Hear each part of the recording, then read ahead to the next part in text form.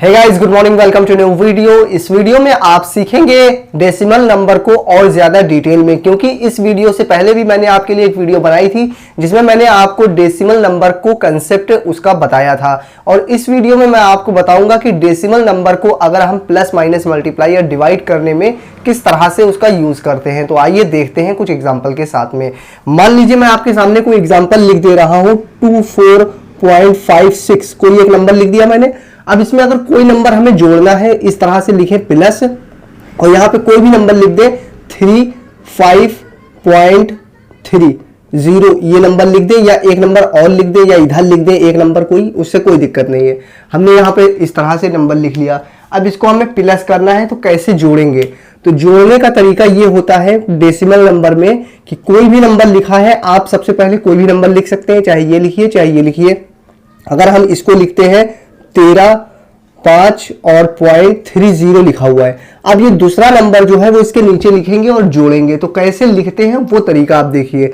जब भी दशमलव लगा हो तो दशमलव के नीचे ही दशमलव लगाया जाता है, ये बात आप ध्यान रखिएगा।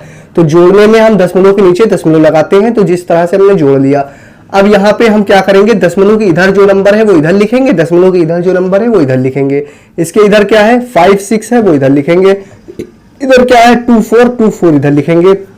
लाइन खींचेंगे, इसको जोड़ देंगे इस तरह से। फिर लाइन में इसको जोड़ेंगे, 0 और 6 होता है, 5 और 3 8 होता है।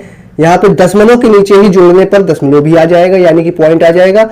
5 और 4 9 होता है, 3 और 2 मिला के कितना होता है 5 होता है, और 1 का 1 आ जाएगा। इस तरह से जुड़ गया।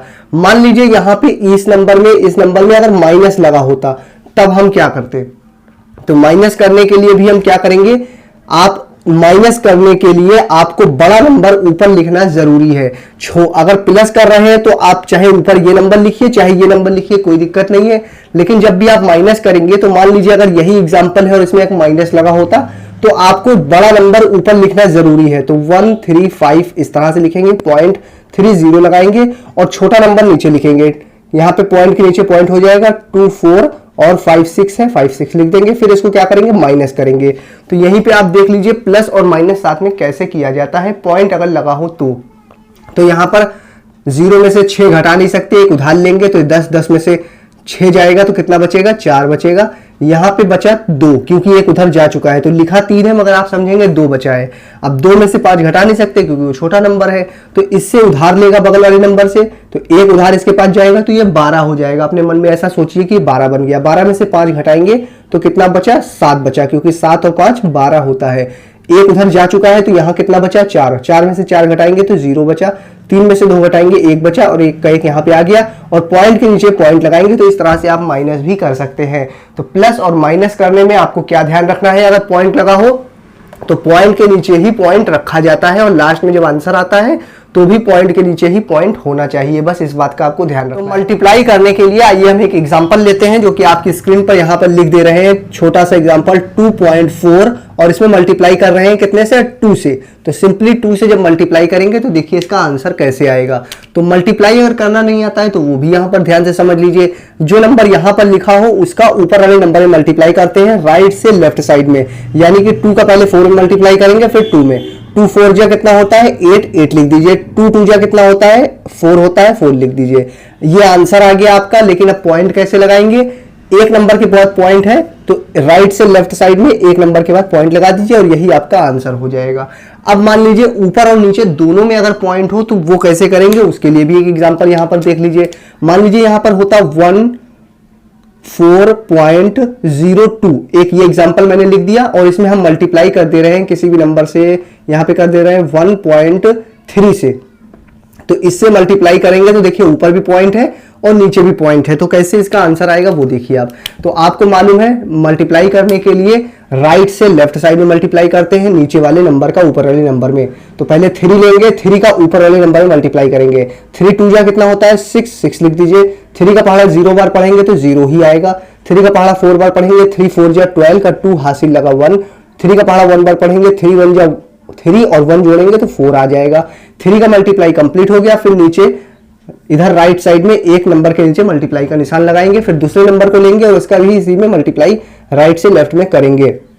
तो 1 का किसी नंबर मल्टीप्लाई करिए तो जो नंबर है वही आएगा। तो ऊपर 2 है, 0 है, 4 है और 1 है, यही नंबर है तो यही आ जाएगा। फिर ये 3 और 1 का मल्टीप्लाई कंप्लीट हो गया, लाइन को खींच के नंबरों को जोड़ लिया जाता है मल्टीप्लाई करने में। तो जोड़ेंगे 6 नीचे कुछ नहीं है, 6 आ जाएगा, 2 और 0 2 हो जाएगा, 2 का 2 आ जाएगा, 4 और 4 8 हो जाएगा, 1 का 1 आ जाएगा।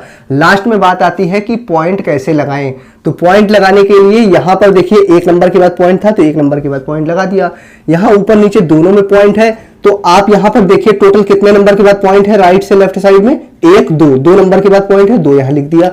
यहां पे कितने नंबर के बाद पॉइंट है, राइट से लेफ्ट में 1 नंबर के बाद, तो 1 नंबर यहां पर लिख दिया। ये लिखने की जरूरत नहीं है, मैं सिर्फ आपको समझाने के लिए लिख रहा हूं। यह काम आप अपने माइंड में भी कर सकते हैं। तो ऊपर 2 नंबर के बाद पॉइंट, नीचे 1 नंबर के बाद पॉइंट, तो टोटल कितने नंबर के बाद पॉइंट है, 3 नंबर के बाद पॉइंट है। तो 3 नंबर के बाद आपको पॉइंट लगाना है, 1 2 3 नंबर के बाद राइट से लेफ्ट साइड में नंबर को गिनेंगे। तो इस तरह से मल्टीप्लाई करने में पॉइंट लगाया जाता है। आइए अब हम डिवाइड करने में भी पॉइंट का इस्तेमाल सीख लेते हैं। तो डेसिमल यानी कि पॉइंट का इस्तेमाल प्लस माइनस मल्टीप्लाई में किस तरह से किया जाता है, अगर आपको आ गया हो तो वीडियो को आप लाइक करके चैनल को सब्सक्राइब कर लीजिए। आइए अब हम देखते हैं कि डिवाइड करने में पॉइंट का यूज कैसे किया जाता है। यहाँ पे एक एग्जाम्पल लिखा हुआ है 4 5.6 को हमें 2 से डिवाइड करना है।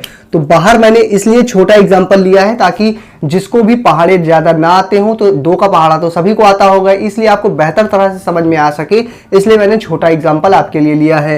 तो यहाँ पे जो बाहर नंबर होता है इसका पहाड़ा आपको याद होना चाहिए। अब ये इसका पहाड़ा इतनी बार पढ़ना है, जितनी बार भी पढ़ेंगे वो यहां लिखेंगे और उतनी बार पढ़ के कितना आया वो इधर लिखा जाता है। तो 2 का पहाड़ा कितनी बार पढ़ें कि 4 आए या फिर 4 से कम आए। 2 का पहाड़ा हम पढ़ेंगे 2 बार, क्योंकि 2 2 जा कितना होता है 4, वो यहां लिख दीजिए। फिर लाइन को खींच के घटाया जाता है, यहां पर कुछ भी नहीं बचा।